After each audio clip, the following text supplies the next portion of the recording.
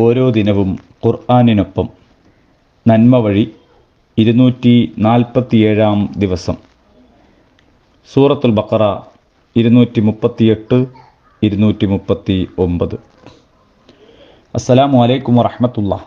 അൽഹംദുലില്ലാഹ് വസ്സലാത്തു വസ്സലാമു അലാ റസൂലില്ലാഹ്. അഊദു ബില്ലാഹി മിനശ് ശൈത്വാനിർ റജീം.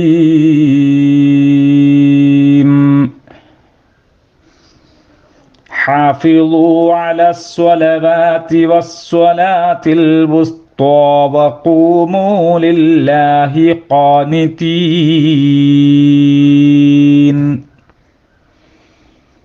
فإن خفتم فرجالا أو ركبانا فإذا أمنتم فاذكروا الله كما علمكم ما لم تكونوا تعلمون.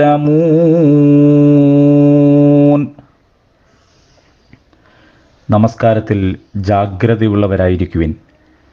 വിശിഷ്ടമായ നമസ്കാരത്തിൽ വിശേഷിച്ചും അള്ളാഹുവിൻ്റെ മുമ്പിൽ ഭയഭക്തിയോടെ നിൽക്കുവിൻ. അടങ്ങി നിന്ന് നമസ്കരിക്കാൻ നിങ്ങൾ ഭയപ്പെടുന്നുവെങ്കിൽ കാൽനടക്കാരായോ വാഹനത്തിൽ സഞ്ചരിക്കുന്നവരായോ സാധ്യമാകുന്ന വിധത്തിൽ നമസ്കരിക്കുവിൻ.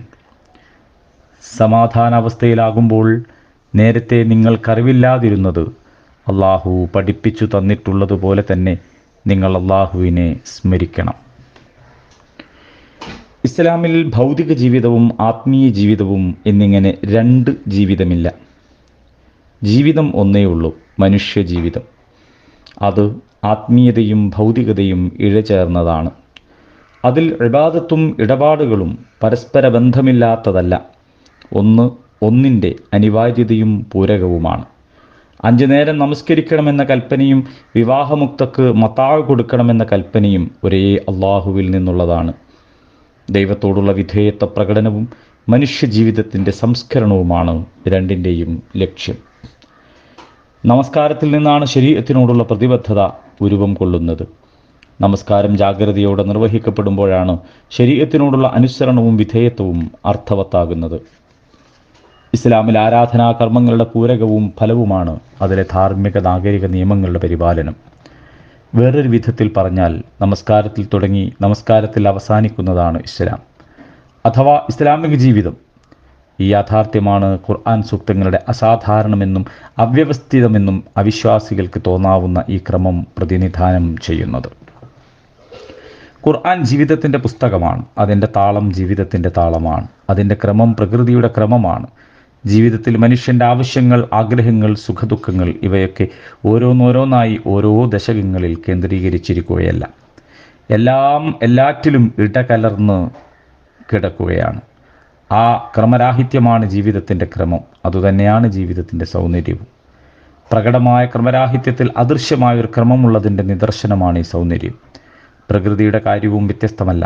ഭൂമിയിലെ ജലം മുഴുവൻ ഒരിടത്തും, കര മുഴുവൻ മറ്റൊരിടത്തും, മലകളെല്ലാം വേറൊരിടത്തും, സമതലം മുഴുവൻ ഇനിയൊരിടത്തുമായി സംവിധാനിക്കപ്പെട്ടിട്ടില്ല. കുന്നും കുഴിയും മലയും പുഴയും കരയും കടലും എല്ലാം ഇടകലർന്നതാണ് അതിൻ്റെ ഘടന. അതാണ് അതിൻ്റെ സൗന്ദര്യവും. ഭൂമിയിൽ ജീവിതം സുസാധ്യമാക്കുന്നതും ഈ ക്രമമാണ്. ഈ സൗന്ദര്യവും വാസയോഗ്യതയും തന്നെ വിളിച്ചു പറയുന്നുണ്ട്. പ്രത്യക്ഷമായ അവ്യവസ്ഥിതിക്കും ക്രമരാഹിത്യത്തിനുമകത്ത് അനിർവചനീയവും പ്രബലവുമായ താളവും ക്രമവും സ്പന്ദിക്കുന്നുണ്ടെന്ന്. സൂക്ഷ്മദൃഷ്ടികൾക്ക് മാത്രമേ അത് കണ്ടെത്താനും ഉൾക്കൊള്ളാനും കഴിയൂ. വൈവിധ്യമാർന്ന വിഷയങ്ങൾ ഇടകലർന്നുള്ള ഖുർആനിക ഘടനയും ഇപ്രകാരം തന്നെ. അതിൻ്റെ ബാഹ്യരൂപം മാത്രം കാണുന്നവർക്കത് അവ്യവസ്ഥിതവും ക്രമരഹിതവുമാണ്. എന്നാൽ പ്രകൃതിയുടെ പുസ്തകമായി കാണുമ്പോൾ അത് തികച്ചും വ്യവസ്ഥാപിതവും ക്രമബദ്ധവുമാകുന്നു. അള്ളാഹു നമ്മെ അനുഗ്രഹിക്കട്ടെ. അൽഹംദുലില്ലാഹി റബ്ബിൽ ആലമീൻ.